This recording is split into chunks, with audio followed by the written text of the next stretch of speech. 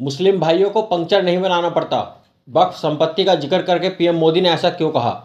वक्फ संशोधन अधिनियम को लेकर पूरे देश में बवाल मचा हुआ है। पश्चिम बंगाल में हिंसा की तस्वीरें सामने आ रही हैं, तो विपक्षी दल भी खुलकर इसका विरोध कर रहे हैं। वहीं आज हिसार के मंच से प्रधानमंत्री नरेंद्र मोदी ने वक्फ अधिनियम का विरोध करने वालों को करारा जवाब दिया है। इसी के साथ पीएम मोदी ने कांग्रेस को मुस्लिम अध्यक्ष बनाने की चुनौती दे डाली।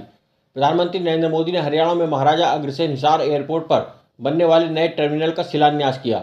हिसार एयरपोर्ट से पहले फ्लाइट ने अयोध्या के लिए उड़ान भरी। इस खास मौके पर पीएम मोदी ने कई बड़े मुद्दों पर खुलकर बात की है। हिसार में जनसभा को संबोधित करते हुए पीएम मोदी ने कहा कि वक्फ के नाम पर लाखों हेक्टेयर जमीन पूरे देश में मौजूद है। इस जमीन से बेसहारा महिला और बच्चों का भला होना चाहिए था। अगर आज ईमानदारी से इसका उपयोग हुआ होता तो मेरे मुसलमान नौजवान भाइयों को साइकिल का पंक्चर बनाकर जिंदगी नहीं गुजारनी पड़ती, मगर इससे मुट्ठी भर भू माफियाओं का भला हुआ है। पसमानदा मुस्लिम समुदाय को कोई फायदा नहीं हुआ। पीएम मोदी ने कहा कि वक्फ पर कब्जा कर बैठे भू माफिया दलित, पिछड़ों, आदिवासियों और विधवा महिलाओं की जमीन लूट रहे थे। सैकड़ों विधवा मुस्लिम महिलाओं ने भारत सरकार को चिट्ठी लिखी, जिसके बाद वक्फ कानून की बात सामने आई। हमने एक बहुत बड़ी जिम्मेदारी वाला काम किया है। अब नए वक्फ कानून के तहत हिंदुस्तान के किसी भी कोने में आदिवासियों की जमीन को वक्फ के बोर्ड हाथ भी नहीं लगा पाएगा।